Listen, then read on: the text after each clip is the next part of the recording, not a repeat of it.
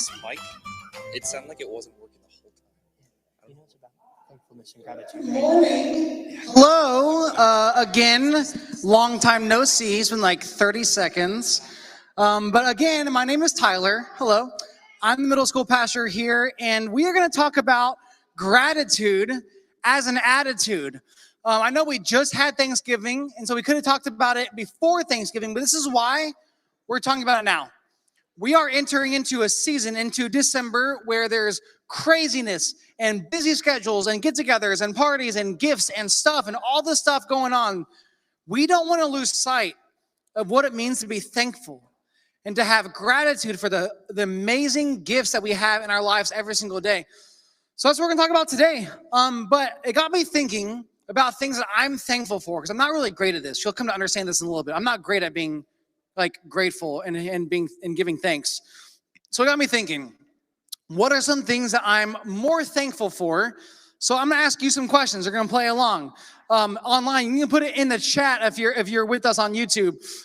What are you more thankful for? Clean water or clean underwear? Water, underwear. There's no limit.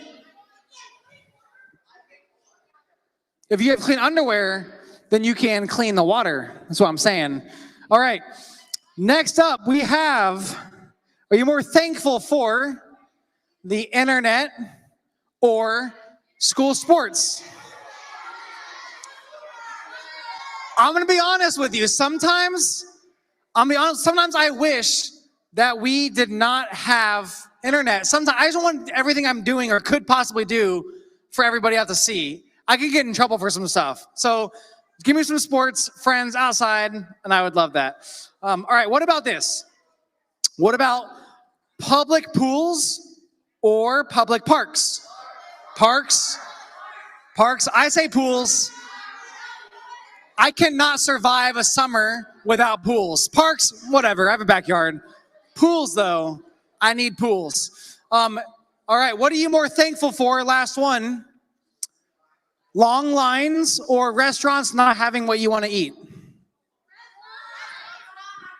It took you guys a little bit longer to answer this because these are things that we typically complain about, right? These are things that I complain about, at least. Maybe not you, but it got me thinking, man, I complain way more than I give thanks. And when I was your age, I was reflecting back, what are the things that I complained about the most? And so I called my parents and we talked about it. And up on the list was homework, complaining about doing homework. My parents had to make me do it at the kitchen table for them to see, because if not, I just wouldn't do it. But more than homework, I complained about dressing up for pictures. That's what I hated the most. For whatever reason, I just hated dressing up. I put up a fight every single time. That's it. And if you ask me now what I complained about the most now, it's still somewhat dressing up for pictures, but it's chores. Chores. I hate doing chores. Every Saturday at my house is chore day. Every Saturday. And every Saturday I'm crabby. And my wife tells me, can't you be in a good mood and do chores just in a good mood? And I'm like, no. Hey guys, I can either be in a good mood or I can do chores. You can't have both. So I do chores every Saturday and I just keep my mouth shut and I just do them anyways. But I complain a lot more than I am thankful. You guys relate to that at all?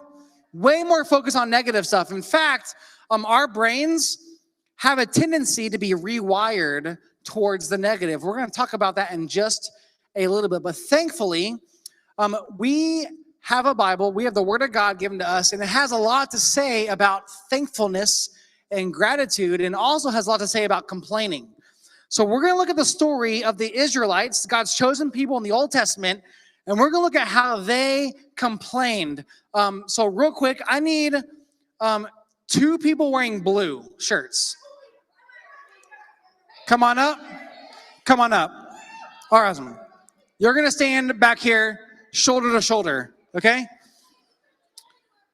I didn't know I was doing this until yesterday.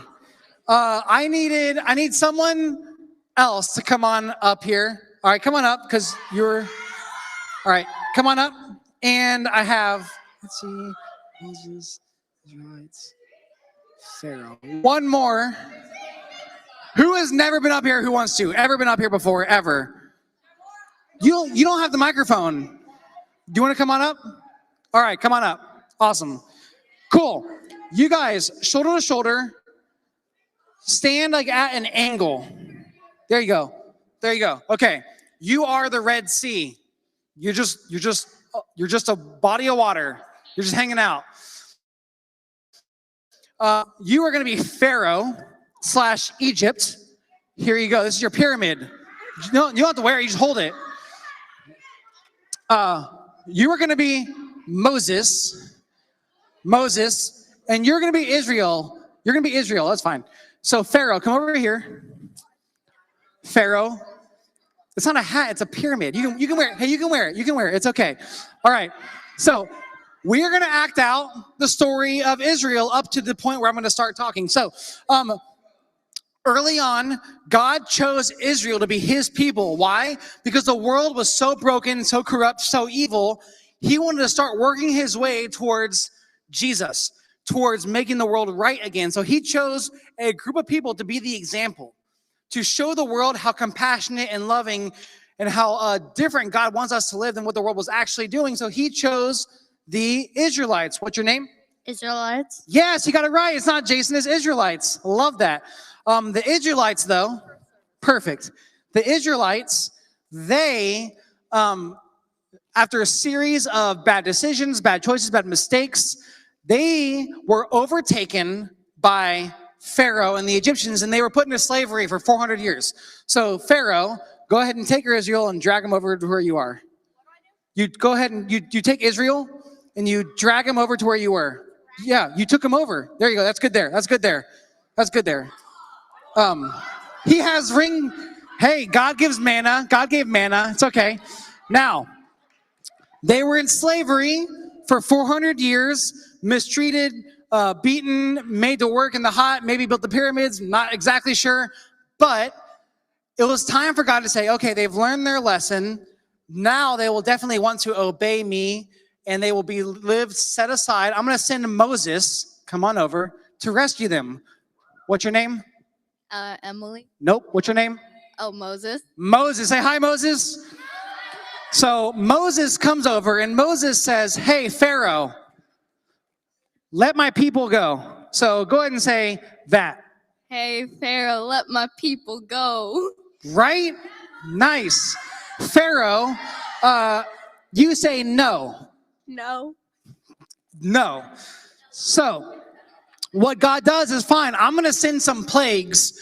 Until you let them go, I'm just going to make life pretty terrible for the Egyptians. So you're going to shoot the plagues. You're going to go ahead and shoot her with a Nerf gun. You're Pharaoh. Yeah, go ahead. Yeah, there's all the frogs in the land. Do it again. There's like 10 plagues. You gotta. There you go. There you go. And there's water turning into blood. Okay, we're good. You were enjoying this way too much. You're good. So Pharaoh, you let Israel go. Moses, come get Israel. And you're going to stop there. Stop there. You're running away. And Pharaoh, you changed your mind. What'd you do? I changed my mind. You changed your mind? So now you're going to run after them and go get them and bring them back to slavery. So you're running this way and you come to this body of water and you're stuck.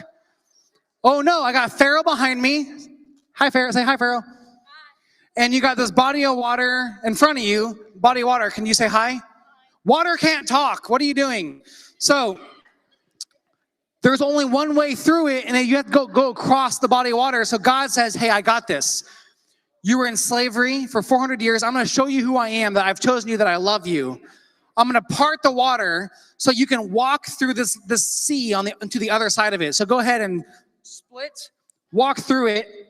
Pharaoh, you're going to run after them. Pharaoh, you're going to run after them. Water's close. Oh, and you drown. Yep, that's exactly. And that's where the story picks up. Go ahead, give him a hand, everybody. Good job. Thank you. So, on paper, it would look like the Israelites should be very thankful for what's going on. Instead, they complained. They complained about being freed from slavery. Legitimately, they told Moses that they wanted to go back because at least then they knew where their food was coming from, that they knew that they would have a roof over their head over every night. They would rather go back into slavery than be free. They complained about this, and so God's like, fine, I will give you manna. I will let it rain down bread. And I'm going to give you water that you need. If you're in a desert and don't have any, go find a rock. I will make the water like come out of a rock. By miracles, I'm going to do that for you. And so he's providing for the Israelites. He's giving the Israelites a piece of land. So they're walking to this piece of land. And what does Israel do? They complain. They keep complaining. In fact, here's just a list of some of the ways Israel was complaining. We can throw that first one up. They didn't like the taste of the water. They didn't like the bread. Then they were thirsty because they didn't like the taste of the water. They didn't want to drink it. They complained about the food again. Keep going. Next one. They didn't like Moses. They didn't want to enter the promised land because people who were already living there were like huge and like really scary looking. Again, they didn't like Moses. They were still rebelling against Moses. They complained about the water again. They were complainers. Fact. When God was providing for them, giving them food and water and freedom and land, they were still complaining. When I look at this, I'm like, man, like, that's really dumb. You literally walked across like this sea, this ocean. You walked across the sea and it was dry for you because you got to walk through it and you're still complaining about God. But on the other hand, I look at this and I'm like, I honestly do the same stuff. I complain. And I remember complaining about dinners growing up. I didn't like vegetables. I didn't like certain foods that my parents made. I remember complaining about homework, complaining about my siblings, complaining about all the stuff in my life. I was honestly not much better than the Israelites. If I look closely at the Old Testament, I can see my own story and the story of God's own people. And so there's a couple of things that we can learn from the Israelites before we talked about what it means to be grateful. And one is this: complaining is a drain. If someone were to tell you one insult about you, do you know how many compliments it would take in your brain to offset it? 7. About 7. That's because we are wired to focus on the negative. And you know why that is? The more we complain, the more we look on the negative side of things, the more you are actually rewiring your brain to be negative. So as a people, we look to the negative side of things. We look and we complain about how cold it is outside. We complain about how hot in the summertime it is. We complain about food. We complain about friends. We complain about school. We complain about everything. And our brains are being rewired to actually be negative. And if you've been on the other side of that, you know that if you're around people who complain a lot, you get tired of it, don't you? A little bit. It's a drain on you. But look at what Paul writes. See, Paul knew that it was even countercultural back then to appreciate what you have. And so Paul writes a letter to a church in the town of Philippi. And this is what he says in the letter. He says this: do everything without complaining and arguing. Without what? Yes. Do chores without. Do homework without. Eat your veggies without. Yes. Do everything without complaining or arguing so that no one can criticize you. Live clean, innocent lives as children of God, shining like bright lights in a world full of crooked and perverse people. Hold firmly to the word of life. Then, on the day of Christ's return, I'll be proud that I did not run the race in vain and that my work was not useless. Do everything without complaining. Everything can be seen as a gift. There's a choice that you have every single day. Because here's the thing, bad things are going to happen to you all the time. That's kind of part of life. You're going to have friends treat you pretty poorly. You're going to have a boyfriend or girlfriend break up with you. You're going to have a sibling take your stuff. You're going to fail a test, and you're going to complain about the teacher. Things are going to happen to you all the time, but having gratitude is actually a choice that you have. The second thing that we can learn from the Israelites is how to pop our own bubbles. Now, when I say this, I mean this. We typically live in our own little world, our own little bubble, right? Everything is about me. Me. I'm hungry. My leg hurts. I don't want to do chores. I don't like this person. It's hot. Whatever it is, life is about me. And we live in this bubble where we only think about ourselves, and we only think about how things affect us. I am very guilty of this. If my mom and my stepdad are going to Mexico on, I think they just went actually on Friday. I don't know. I didn't ask. My wife knows. She told me that my own parents were going to Mexico. And my wife was like, you didn't know? Why didn't you ask? I was like, honestly, it doesn't affect me. Why would I care where they go? It doesn't affect me. They live in Houston, Texas. Them going to Mexico has nothing to do with me. So I am guilty of living in my own bubble. And I bet those of you saying, how dare me, are guilty as well of this sometimes. See, to pop our own bubbles, it means asking the questions instead of how does this affect me? Who around me is hurting? Who needs a friend? Who's lonely? Who needs help with something? That's what it takes to get out of our own world. And here's what I've noticed. Sunday mornings, if you look in the lobby when we're hanging out, there are people by themselves all the time. See, I can't remember the last weekend where we didn't have someone there for the first time. I cannot remember the last weekend that we've had here in MSM where someone has not been here for the very first time at Hope. Every single weekend, there's brand new people here. And if that's you, I'm so glad that you're here. But every single weekend, there's also people by themselves out in the lobby just trying to survive until we start this in here because they don't know anyone out there. And if that's you, I'm sorry. But for our students who come all the time, get out of your own bubbles, your own little friend groups, and include those around you. That's what it means to get out and pop your own bubble. And lastly, it's this. We can see from the Israelites how to understand everything that we have, life as a gift. Now, I'm going to go back to God's people, the Israelites, in Numbers, the book of Numbers, for just a minute. They continued for a 13th time at least to complain. So what did God do? He sent snakes into their camp. Poisonous snakes, and they bit them. Whoever was complaining got bitten by a snake. I don't know. Sounds cruel though, right? Sounds cruel. But here's what God did. He's like, hey, you guys have lost focus on me and what I've given you and how I've saved you. You forgot about the water you guys walked through. You forgot about the plagues I freed you out of Egypt with. You've forgotten, you're just complaining. So here's what I'm going to do. He told Moses to build a bronze statue of a snake and put it on a pole and just set it in the middle of the camp. A snake, and put it on a pole and put it in the middle of the camp. And he says, if you were bitten by a snake, and if you just look at that, you will be healed.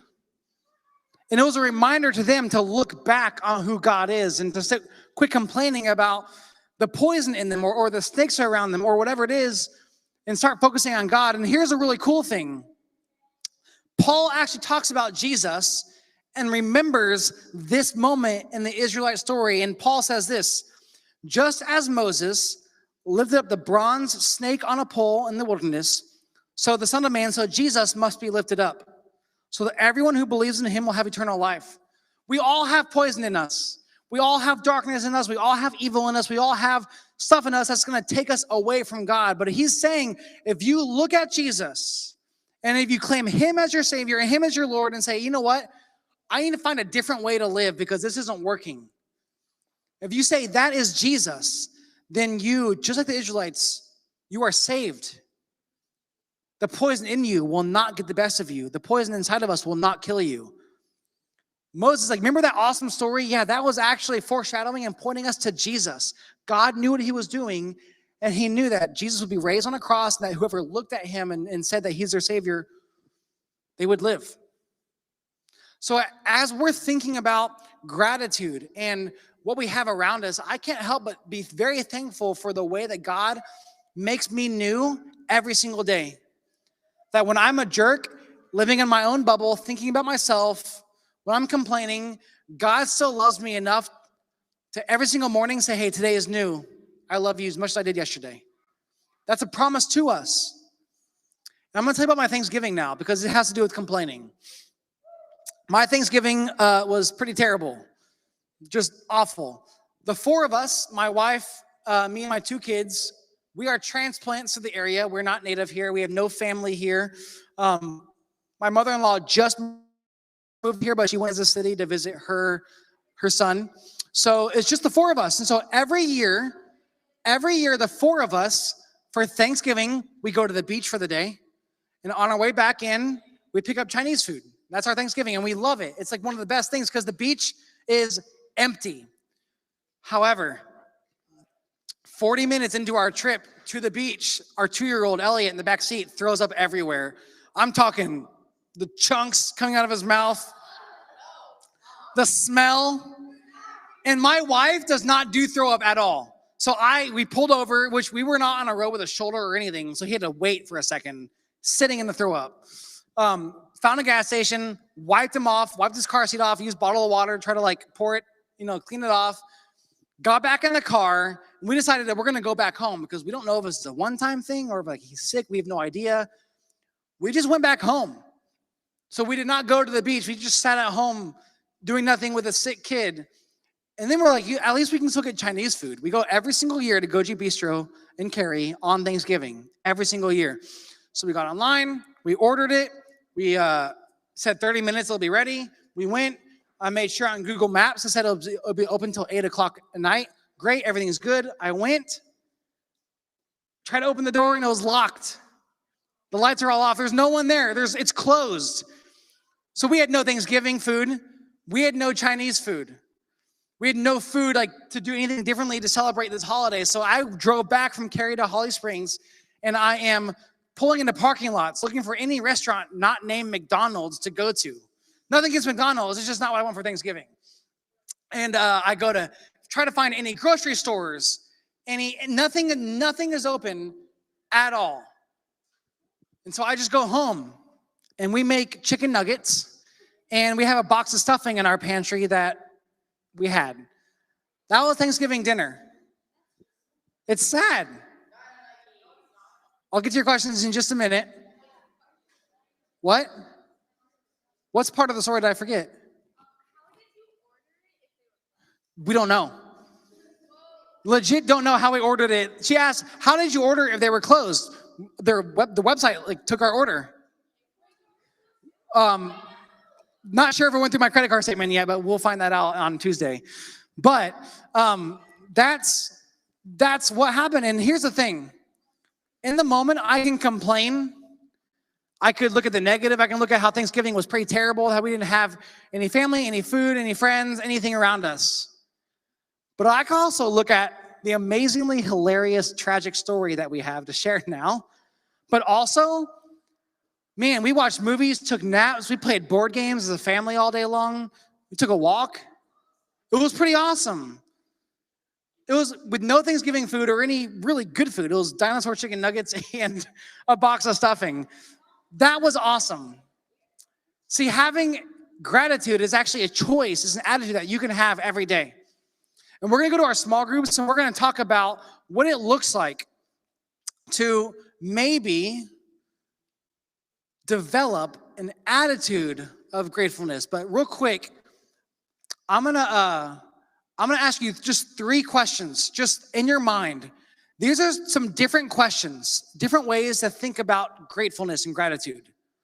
Because I know that we're usually thankful for friends and family and the generic stuff, but here's some questions. Number 1, who is one person that you are so thankful that God brought into your life? Maybe a small group leader, maybe a friend you made this year, maybe a mentor, a coach, a teacher. Maybe your parents got married, you remarried, and you have an amazing step parent, a step sibling. I don't know what it is. Who is one person in your life that you are super thankful that God brought into your life? Next, what is a personality quality or trait that you're thankful for? We'll talk after. Your hand's been up for so long. What's the question? I know, but it was like already late in the day. Thank you for inviting me to Thanksgiving the 2 days after. Appreciate it. Guys, we'll talk after. We'll talk after. I went to hear Cedar Hill's closed. Which one? Oh, well, the one in Holly Springs, I tried both doors and it was locked. But what is a personality trait or quality that you are thankful for? I know that right now it's really cool to like self-deprecating humor and to put yourself down and to think yourself that as like nothing. That's not how God made you to be. God made you wonderfully. And you have traits and personalities and passions that no one else has. So what is something about yourself that you are thankful for? I'm thankful for my creativity. I'm not the most creative person in the world, but I love the fact that we get to plan services and do these things, squad nights, events with you guys, and I get to be a part of those planning processes. And last, so we have one person that you're thankful for, one personality trait that you're thankful for, and then how has God been a guide or a light or counselor? How has he been there for you recently? One thing he's teaching me is compassion. I'm reading through Deuteronomy right now, which sounds boring to most of you, but it's blowing me, it's wrecking me. Just how dark and how evil and how chaotic the world was, and how God, through all like the laws, was actually bringing compassion.